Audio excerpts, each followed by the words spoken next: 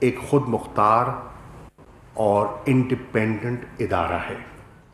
وہ حکومت کے تابع نہ تھا نہ ہے اور نہ کوئی اس کو اپنے تابع کر سکتا ہے. نیب جس قانون کے تحت کام کر رہا ہے وہ پی ٹی آئی کا بنایا ہوا قانون نہیں ہے. یہ قانون ہمیں ملا اور یہ ہمارا تیار کردہ نہیں ہے. نیب کی اس وقت جتنی بھی قیادت ہے، ان کے جتنے اہم چیئرمین ہیں، سیٹ اپ ہے، اس میں پی ٹی آئی کی ان کی تعیناتی میں، ان کے چناؤ میں پی ٹی آئی کا کوئی عمل دخل نہیں ہے. یہ جو ایک نیب کو پی ٹی آئی کے ساتھ جوڑا جاتا ہے یہ نامناسب بھی ہے اور ایک غیر فطری سی بات ہے، کیونکہ حقائق اس کے برعکس ہیں. اب خواجہ آصف صاحب کی گرفتاری ہوتی ہے. اب وہ کیوں ہوتی ہے اس کی وضاحت خواجہ صاحب خود کر سکتے ہیں. ان کو موقع ملے گا اور موقع دیا گیا. ان کو کئی مرتبہ دعوت دی گئی کہ جو سوالات تھے ان کا وہ جواب دیں اور نیب کو مطمئن کرے تاکہ نیب اس نتیجے پہ پہنچے کہ ان پہ کوئی چیز بنتی نہیں ہے.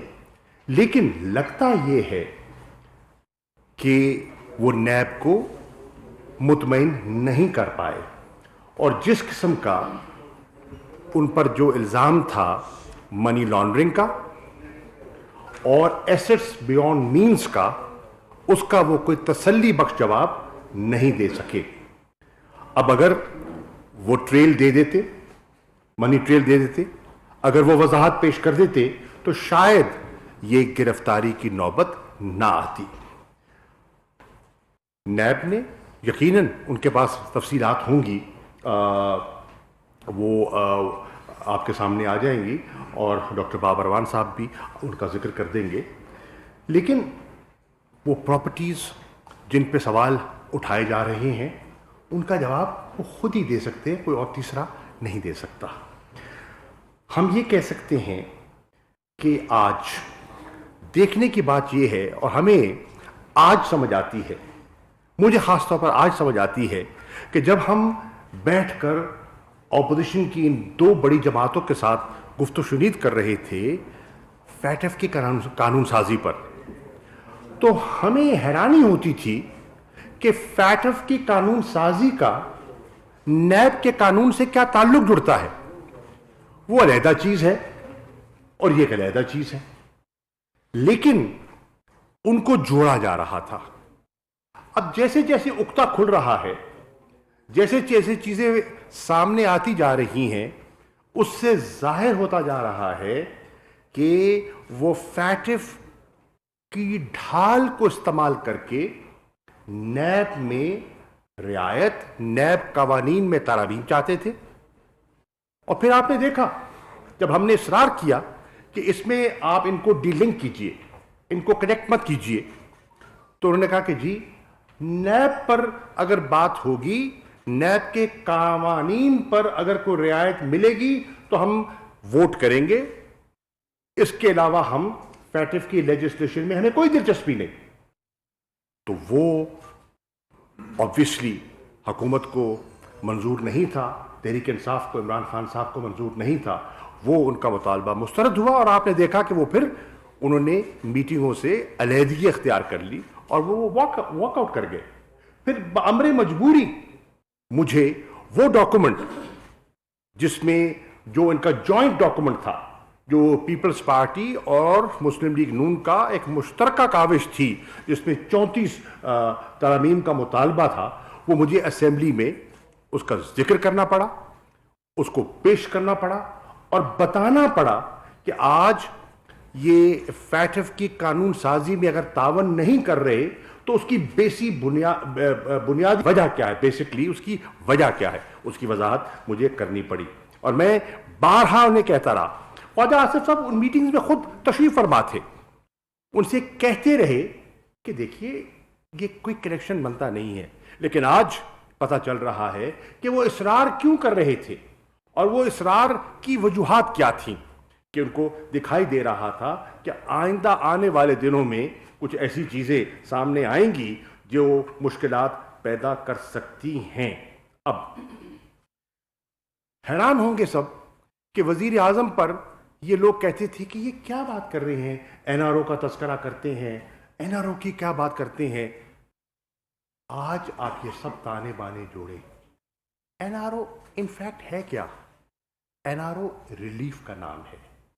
این آر او ایک بچاؤ کا پروگرام تھا اور ایک اس کو اپنا وہ نت کا ایک راستہ سمجھتے تھے، اس کی آڑ میں وہ آگے بڑھنا چاہتے تھے۔ حیرانی کی بات ہے جب کوئی نیب کارروائی کرتا ہے یا کوئی اور قانونی کارروائی ہوتی ہے تو تقاضا کر دیا جاتا ہے کہ سیاسی انتقام ہے۔ جب کوئی سوال پوچھتا ہے تو کہا جاتا ہے کہ ہم سے سوال پوچھا تو ہم اس ادارے کا گھیراؤ کر دیں گے۔ ہوتا کون ہے کوئی پوچھنے والا؟ دیکھیے ایسا ہوتا نہیں ہے۔ ہر مہذب معاشرے میں ہر آدمی اکاؤنٹیبل بھی ہے اور کوئی قانون سے بالاتر نہیں ہے۔ مثال کے طور پر اب مولانا فضل الرحمان صاحب سے سوال کیے گئے تو میں سن رہا تھا ٹیلی ویژن پر ان کے کئی جو ان کے نمائندگان ہیں وہ کہہ رہے تھے ہم دیکھیں گے کس کو جرت ہوتی ہے ہم سے پوچھنے کی۔ اب دیکھیے یہ کوئی مناسب جواب نہیں ہے۔ آپ کہیں کہ آپ کی بات میں وزن نہیں ہے اور ہمارے پاس یہ شواہد ہیں، نیب جو کہہ رہی ہے اس میں وزن نہیں ہے۔ آپ نیب کے ناظرین، وزیر خارجہ شاہ محمود قریشی پریس کانفرنس کر رہے ہیں۔ ان کا یہ کہنا ہے کہ نیب نے اگر کسی کو گرفتار کیا ہے تو اس کی وضاحت گرفتار ہونے والا خود دے سکتا ہے کہ کس چکر میں اسے گرفتار کیا گیا۔ این آر او بچاؤ کا پروگرام تھا، اس کی آڑ میں وہ آگے بڑھنا چاہتے تھے۔ حیرت کی بات ہے جب نیب کارروائی کرتا ہے تو کہا جاتا ہے کہ سیاسی انتقام ہے، کہا جاتا ہے ہم سے سوال پوچھا گیا تو ہم اس ادارے کا گھیراؤ کر دیں گے۔ مولانا فضل الرحمان سے بھی سوال کیے گئے۔ مولانا کے نمائندگان نے کہا ہم دیکھیں گے کس میں جرت ہوتی ہے سوال پوچھنے کی۔ خواجہ آصف خود اس میٹنگ میں شریک رہے۔ پھر ایک جستجو کے بعد انہوں نے سال پرانا ریکارڈ، 40 سال پرانا with documentary evidence عدالت کے سامنے رکھا۔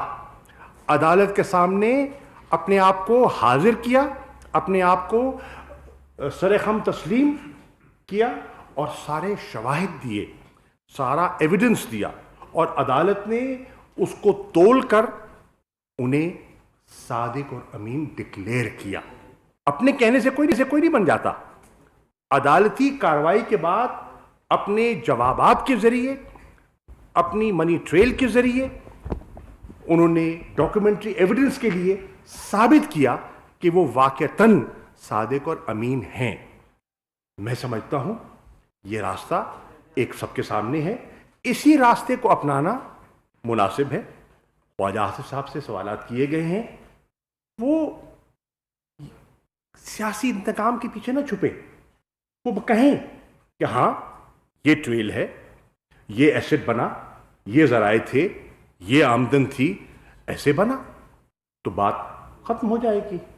آپ جواب بھی نہ دیں اور کہیں کہ سوال بھی کوئی نہ کرے تو یہ ایسا ممکن نہیں ہے۔ اب میں سمجھتا ہوں کہ وقت آ گیا ہے کہ دودھ کا دودھ اور پانی کا پانی ہونا چاہیے۔ ہم کبھی بھی سیاسی انتقام کے قائل نہیں ہیں، ہم کبھی بھی وچ ہنٹنگ کے قائل نہیں ہیں، لیکن احتساب کے عمل سے تحریک انصاف اور عمران خان پیچھے نہیں ہٹ سکتے۔ کچھ تفصیلات ہیں جس کے بارے میں ڈاکٹر بابر اروان صاحب آپ سے مزید بات کریں۔ تھینک یو شاہ صاحب۔ بسم اللہ الرحمن الرحیم۔ میں صرف 4 پوائنٹس پہ آپ کے سامنے بات کرنا چاہوں گا۔ 5واں میرا ایک کامنٹ ہوگا اور ایک میں آپ کو دکھانا چاہوں یہاں پہ ڈاکیومنٹ جو آپ کو یہاں پیچھے نظر آ جائے گا، اور اس کا ٹائٹل ہے سائیکل آف منی لانڈرنگ۔ آج مریم نواز صاحبہ نے یہ بات کہی ہے کہ ان کے والد کو اقامے میں جو سزا ہوئی وہ جائز نہیں ہے اور خواہ سزا ہو گئی. میں آج پاکستان کے لوگوں کے سامنے یہ وضاحت کرنا چاہتا ہوں کہ اقامہ اور اس کے فوائد کیا ہیں, اور اسی کے لیے یہ سائیکل آف منی لانڈرنگ اس کی طرف ہی میں آپ کو لے کے جاؤں گا. اقامہ ریزیڈنسی کو کہتے ہیں, ایک رہائشی پرمٹ کو کہتے ہیں, جو دو طرح کے لوگ لیتے ہیں. ایک وہ جو قابل فخر پاکستانی ہیں, محنت کش ہیں, باہر جاتے ہیں, ورک پرمٹ لیتے ہیں, رہائش اختیار کرتے ہیں, اس کو اقامہ ملتا ہے, اور وہ پیسے کما کے باہر سے اپنے خون اور پسینے کی کمائی اور اپنے پیاروں سے دوری کی قیمت ادا کر کے وہ کمائی ہوئی دولت اس کو پاکستان میں ریمیٹنسز کے حوالے سے بھیجتے ہیں, جو پاکستان کا سب سے بڑا سرمایہ ہے. نہ اتنا قرض ہے ہمارے پاس, نہ اتنی پروڈکشن ہے, جتنا بڑا سرمایہ وہ باہر سے ہمیں بھیجتے ہیں ڈالرز کی صورت میں. اس لیے ان پہ پاکستان کی قوم اور پاکستان کی حکومت اور عمران خان فخر کرتے ہیں. دوسرا ہے مس یوز آف اقامہ. پہلے کو میں کہتا ہوں محنت کش اقامہ, دوسرے کو میں کہوں گا سیاسی اقامہ. یہ جو سیاسی اقامہ ہے اس کے بارے میں آپ کو جانکاری دیتا ہوں میں اس سائیکل آف منی لانڈرنگ کے ذریعے. اگر آپ وہاں دیکھیں گے ہمارے پیچھے تو آپ کو پتہ لگے گا کہ یہ جو ریڈ خانہ بنا ہوا ہے یہ کرپشن اور کک بیکس کی جو آمدنی ہے ناجائز, یہ وہ خانہ ہے. یہ آمدنی ملک سے باہر کیسے جاتی ہے؟ اس کے نیچے آ جائیے, اقامہ. جو مریم کہہ رہی تھیں کہ میرے ابا کو اقامے میں خواہ سزا دی گئی, یہ اقامہ جب ملتا ہے تو اس کا فائدہ کیا ہوتا ہے؟ آپ کو فارن بینکس میں اکاؤنٹس کھولنے کی اجازت, بیرون ملک اکاؤنٹس کھولنے کی اقامہ ملنے کے بعد آپ کو اجازت مل جاتی ہے. جب یہ اجازت ملتی ہے تو فیک امپلائمنٹ کے کانٹریکٹ کیے جاتے ہیں. جس طرح سے ابھی شاہ محمود صاحب نے ذکر کیا, جو خواجہ آصف صاحب کے کیس کا وہ, اس سے پہلے نواز شریف صاحب کے کیس کا وہ. اور پھر کیا ہوتا ہے کہ یہ منی ٹریل جاتی ہے یہاں سے, لوکل پیسے جو ناجائز کمائے ہوئے ہیں ان کو بیرون ملک جمع کرانے کے لیے. آپ وہاں سے درمیان میں یہ جو کالا خانہ ہے اس میں دیکھیں گے, اس میں کالا مال پڑا ہوا ہے, یہ اوپر جاتا ہے تو اس کو کہا جاتا ہے flight of capital out of country. اس کا مطلب یہ ہوا کہ آپ کے ملک سے پیسے اڑ گئے, اس کا مطلب یہ ہوا کہ آپ کا روپیہ مہنگا ہو گیا, اس کا مطلب یہ ہوا کہ دال, آٹا, چینی, انڈا, مرغی یہ سارے مہنگے ہو جائیں گے. اس کے بعد آپ ذرا نیچے آئیے گا, گرین کی طرف میں آپ کی توجہ چاہوں گا اور قوم کی توجہ چاہوں گا. یہ کچھ پیسے, باقی پیسے تو یہ باہر نکال دیتے ہیں اور آف شور کمپنیوں میں ان کو رکھتے ہیں, لیکن کچھ پیسے ان میں سے یہ واپس لا کے یہ جو سبز پاک سرزمین ہے اس کے اندر وہ منی لانڈرنگ کے ذریعے سے یہاں سے ناجائز کمائے ہوئے پیسے باہر بھیجے, باہر سے واپس منگوا کے کچھ پیسے نمونے کے طور پہ پاکستانی بینکوں میں منگوا کے کہتے ہیں یہ ہمارا کاروبار ہے. میں اس پہ آخری بات یہ کرنا چاہتا ہوں, آئی ٹیک اپ دی نیکسٹ پوائنٹ دین, کہ اس کا دوسرا فائدہ یہ ہوتا ہے کہ جب کسی کے پاس اقامہ ہو تو اس پہ سوال نہیں کیا جا سکتا. پاکستان میں آپ نیٹ پہ بیٹھ کے جن کے اقامے تھے آپ اگر دیکھیں گے تو وہ پاکستانیوں میں کاؤنٹ نہیں ہوتے بیرون ملک. پرماننٹ ریزیڈنسی کے پرمٹ کی وجہ سے وہ وہاں کے لوکل بن جاتے ہیں اور پھر ان سے سوال نہیں ہو سکتے. اب میں اس کی تھوڑی سی وضاحت آپ کے سامنے کرنا چاہتا ہوں جو میرا پہلا نقطہ ہے. وہ وضاحت یہ ہے کہ آپ نے دیکھا ہوگا کہ پاکستان ان بدقسمت معاشروں میں سے ایک معاشرہ, ملک تو خوش قسمت ہے, لوگ بھی خوش قسمت ہے جس کی ساری منی, سارے پیسے, سارے وسائل چوری کے ذریعے سے باہر پہنچائے گئے. اب میں اس کو دوسرے پوائنٹ سے کنیکٹ کرنا چاہتا ہوں. وہ پوائنٹ یہ ہے کہ کیا پاکستان کے وزیر اعظم جس طرح کے نواز شریف تھے, کیا پاکستان کے وزیر داخلہ جس طرح کے احسن اقبال تھے, کیا پاکستان کے وزیر خارجہ اور وزیر دفاع جس طرح خواجہ آصف صاحب تھے, ایسے لوگوں کو اقامہ لینے کی ضرورت کیوں پیش آتی ہے؟ یہ بڑا اہم سوال ہے. اس لیے کہ یہ ابہام اور غلط فہمی پھیلائی جا رہی ہے پروپیگنڈے کے ذریعے سے کہ اقامہ رکھنا کوئی جرم نہیں ہے. میں نے پہلے ہی کہہ دیا, محنت کا اقامہ اور ہے اور سیاسی اقامہ اور ہے. یہ جو پاکستان کے اعلیٰ ترین عہدیدار ہیں، یہ جب اقامہ لیتے ہیں تو کیا ہوتا ہے؟ یہ ابھی انکشاف ہوا ہے، یہ جو تازہ کیس جس کے اوپر بات ہو رہی ہے اس میں، کہ جو تنخواہ ان کو ملی، آپ کو پتا ہے کہ دبئی جیسی جگہ، یو اے ای میں کسی جگہ تنخواہ کوئی کیش میں یوں جا کے ہاتھ میں نہیں پکڑا تھا، بینک ٹو بینک ٹرانزیکشن ہوتی ہے اور چیک دیا جاتا ہے. آپ کے یہاں بھی جو تنخواہیں ملتی ہیں وہ چیک کے ذریعے سے ملتی ہیں. تو یہ جو پیسے ہیں وہ کیش کی صورت میں فرنٹ مین کو ملے. فرنٹ مین نے ایک اکاؤنٹ ان کا یہاں، ایک بیرون ملک، وہاں پیسے جمع کرائے. جب وہ پاکستان میں پیسے آ گئے تو کہا کہ یہ تو میرے جائز کمائی ہے، یہ تو میرے جائز پیسے ہیں، اور تنخواہ کیش نہیں ملتی. یہ طریقہ وہی ہے جو استعمال ہوا لوتھا کے کیس میں. پہلے انہوں نے کہا تھا کہ اس نے پیسے دیے اور وہ انکار کر گیا، اس نے کہا میں نے نہیں دیے. یہ طریقہ استعمال کیا تھا اسحاق ڈار نے حدیبہ پیپرز ملز کے کیسز میں، اور قاضی فیملی کو بھی وہ لوٹ کے کھا گئے تھے بیرون ملک جا کے پاکستان کو لوٹنے کے بعد.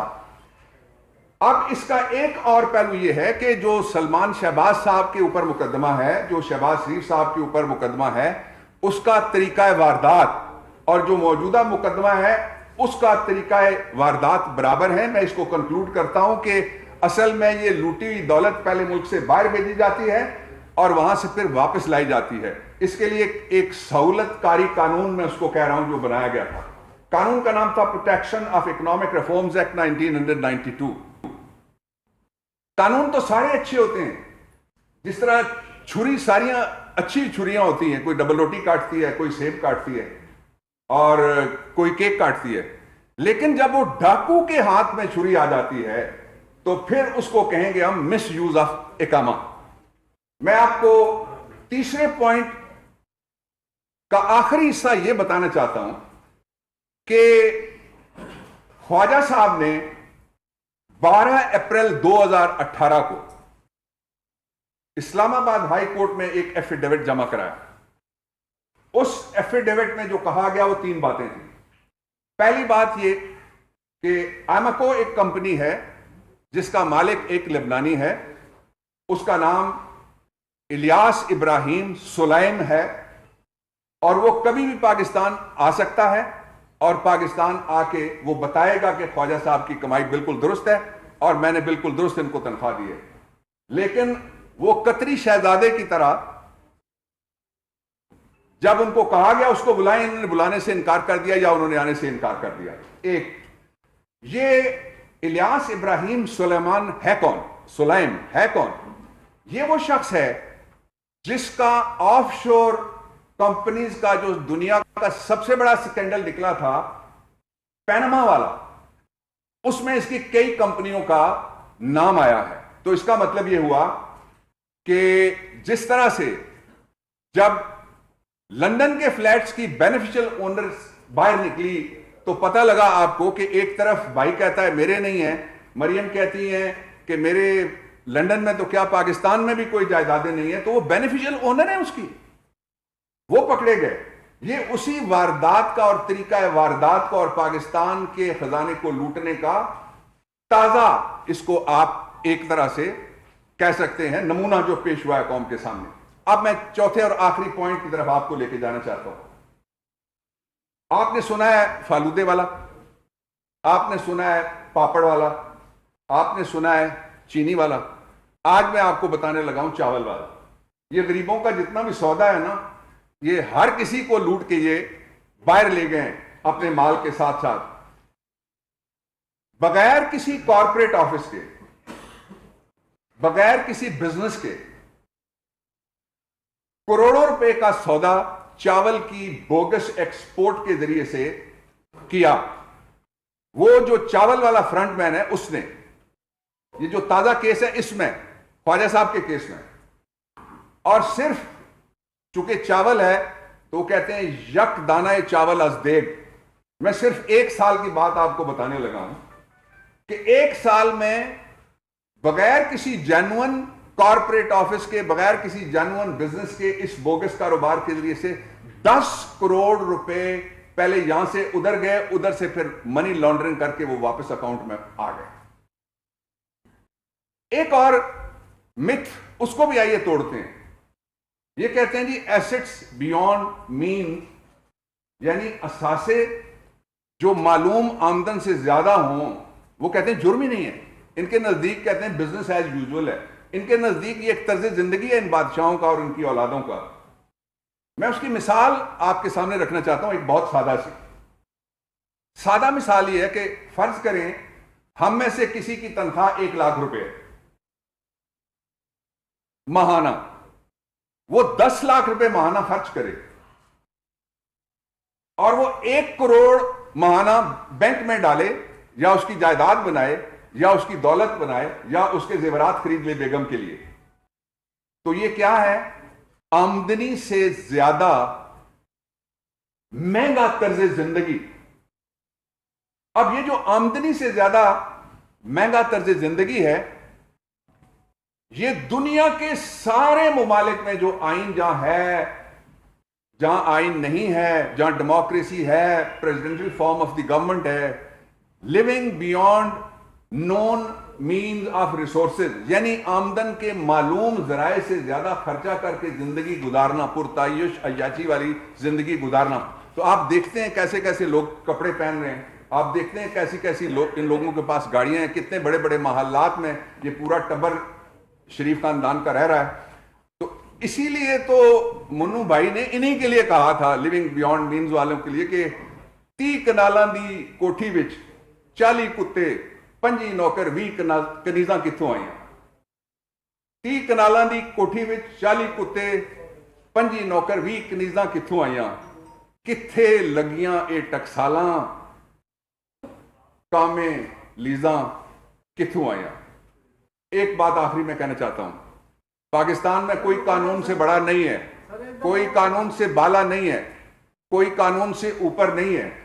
اس لیے جو لوگ یہ کہہ رہے ہیں کہ ہم، جس طرح مولانا فضل الرحمان صاحب ہیں، وہ دوسروں کو کہتے ہیں استعفیٰ دو، اب تو سارے مکر گئے، اپنے بھائی کو نہیں کہتے استعفیٰ دو، اپنے بیٹے کو نہیں کہتے استعفیٰ دو، اپنے گھر کے لوگوں کو نہیں کہتے کہ استعفیٰ دو، وہ کہتے ہیں کہ میں جاؤں گا تو میرے ساتھ سارے کارکن ساتھ جائیں گے۔ کارکنوں پہ تو کوئی الزام نہیں ہے، غریبوں کے بچوں کو کیوں ڈھال بناتے ہو؟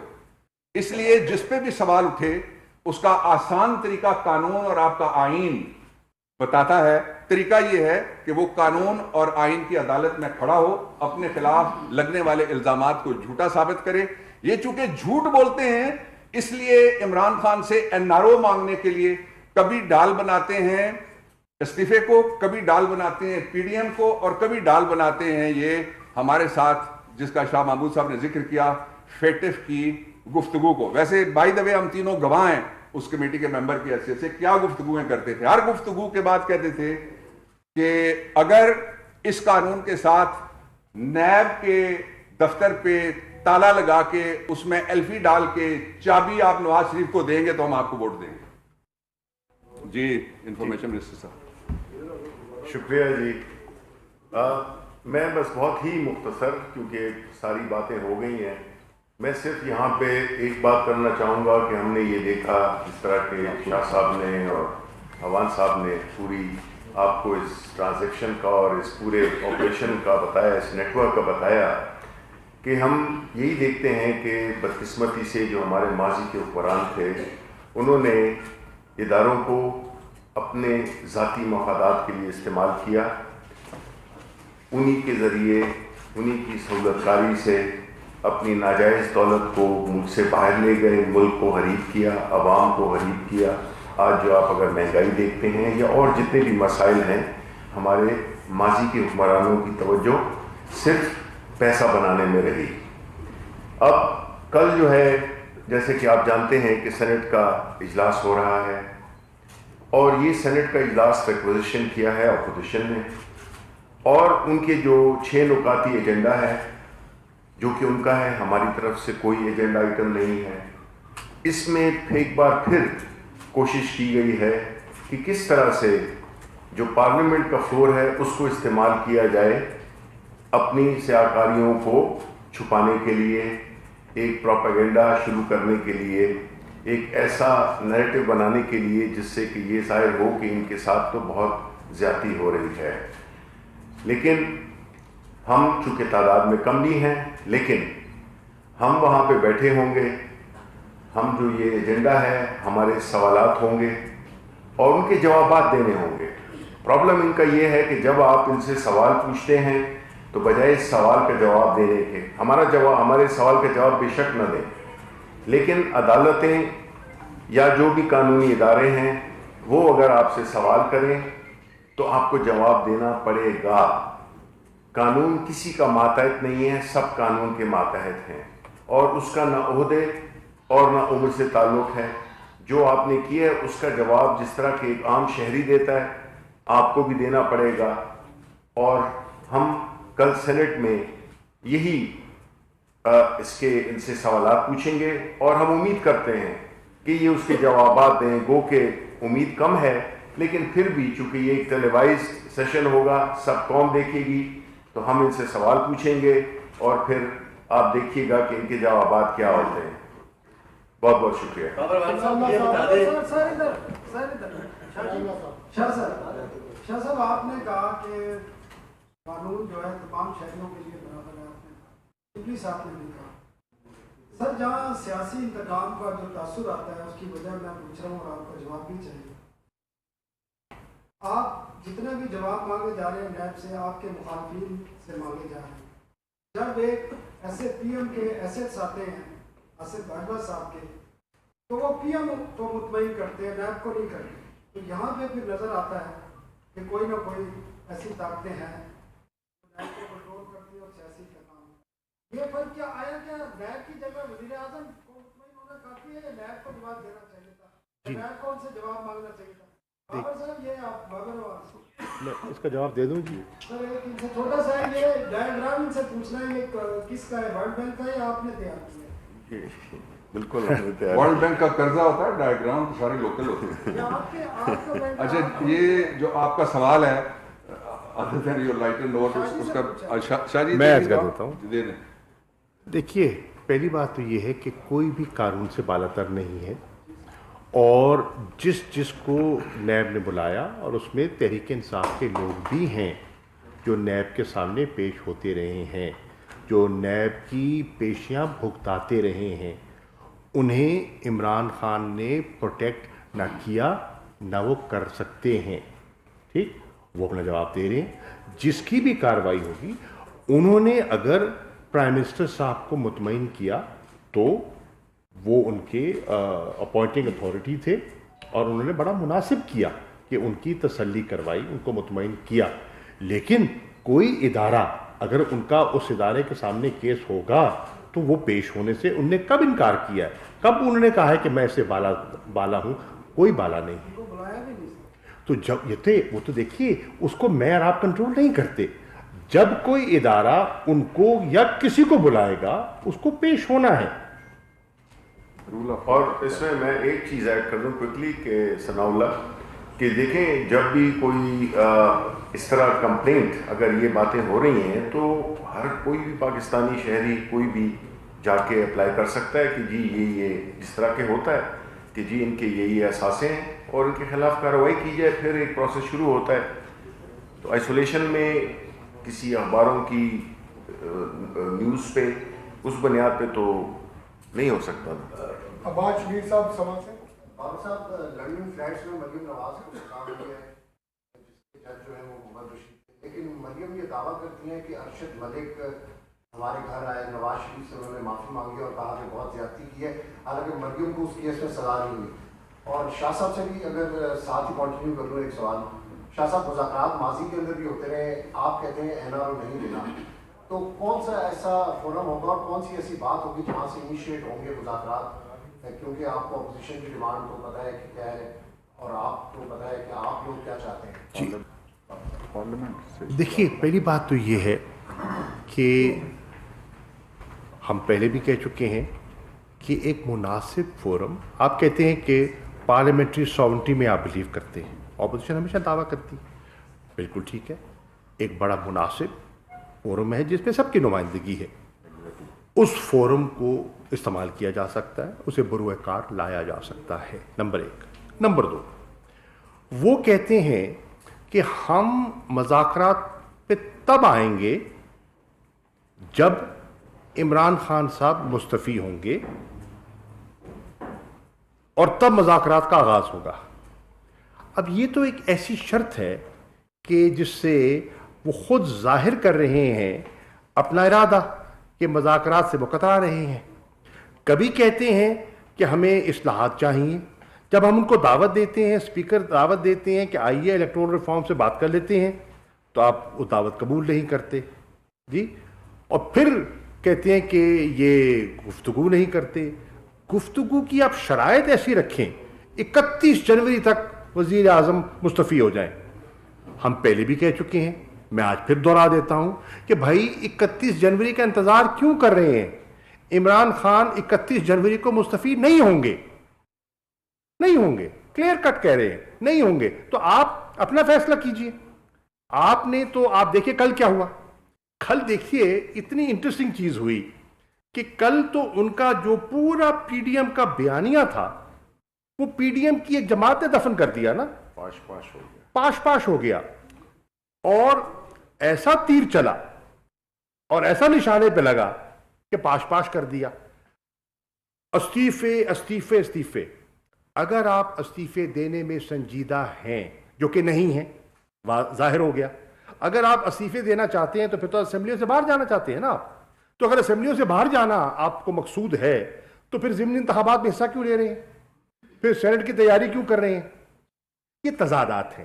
تو اس سے ظاہر ہو رہا ہے کہ استعفے دینے کا ان کا کوئی ارادہ نہیں ہے، یہ قوم کو طفل تسلیاں دے رہے ہیں۔ نمبر 2، دوسری شرط لگا دی لانگ مارچ، 31 جنوری تک اگر استعفیٰ نہ دیا تو پھر لانگ مارچ ہوگا، دمادم مس کلندر ہوگا۔ ہم آج کہہ رہے ہیں 31 کو استعفیٰ تو نہیں آئے گا، اور آپ نے پھر لانگ مارچ کو مشروط کر دیا نواز شریف کی واپسی کے ساتھ۔ تو اس کا مطلب یہ ہے جو پی ڈی ایم کے 2 بنیادی نقطے تھے جس پہ ساری انہوں نے اپنی کیمپین بلڈ کی، در حقیقت کل اس کو دفن کر دیا گیا۔ اب سوال یہ ہے پی ڈی ایم کی قیادت کو تلاش کرنا چاہیے کہ ان کے ساتھ ہاتھ کس نے کیے۔ بابر صاحب کو ارشد ملک والا رپلائی کرتے پینڈنگ کیس ہے، اس پہ میں تبصرہ نہیں کر سکتا، سب جوڈیس۔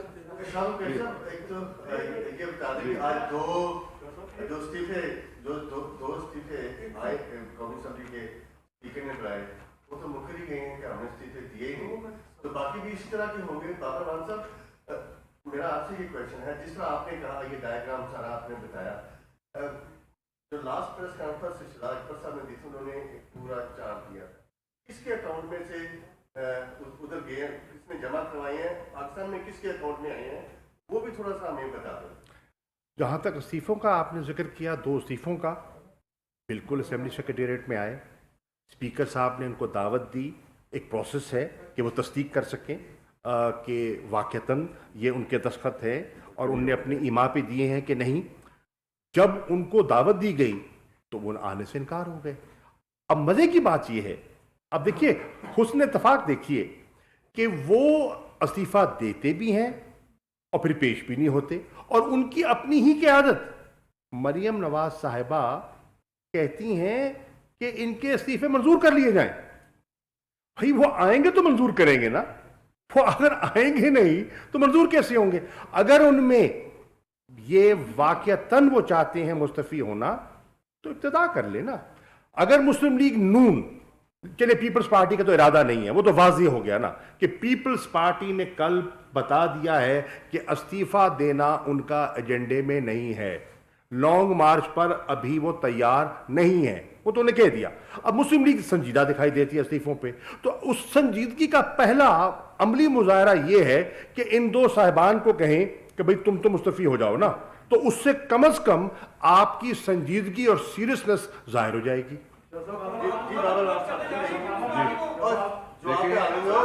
دیکھیں جو استعفوں کے لیے، میں باقی بات کر دیا انہوں نے، استعفوں کے لیے 2 کانسٹیٹیوشنل آپشن ہیں مستعفی شخص کو۔ میں نے جو کہ ہیٹرک بنائی ہوئی ہے استعفوں کی، لا منسٹر کے طور پہ، پھر سینیٹر کے طور پہ، اور پیچھے بھی دیا تھا استعفیٰ۔ اس لیے پہلی شرط یہ ہے کہ مستعفی شخص کو جا کے جو اسمبلی کا اسپیکر ہے یا چیئرمین ہے اس کے پاس پیش ہونا پڑتا ہے، جو بھی یہ کہنا چاہتے ہیں چلے جائیں اسد کیسر صاحب کے پاس پیش ہو جائیں۔